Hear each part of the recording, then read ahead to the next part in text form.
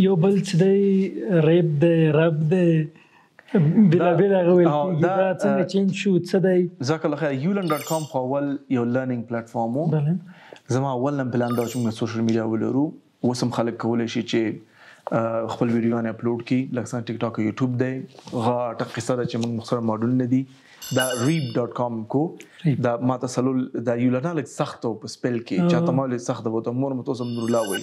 نو مال خیر دی کوم چې یولانا لرنینګ سنټر دغه پاتې وي چون پلیټفارم ډیر سوشل میډیا طرف ته ځي نو هغه موږ بیا reap.com کو چې الحمدلله اوس تیار دی او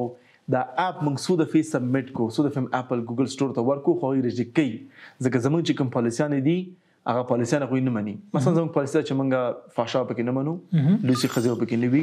دا یعنی حجاب زموږ نه دی حجاب پکې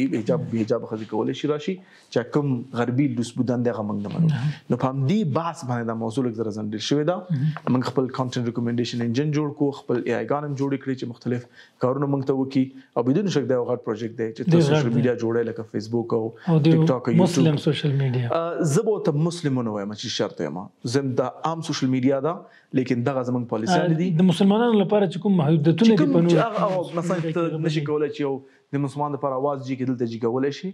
ته نشي کولای نو شمن مې کې مثلا یو ماشوم ته خپل اپ ورکي چې هغه استفاده کوي هغه کې عجیب او غریب شیان راځي دلته به دا شیان نه وي بل نور فیچرونه هم لري ته په پیسې ګټلای شي خپل کورسونه خرڅولای شي لیکنې خرڅولای شي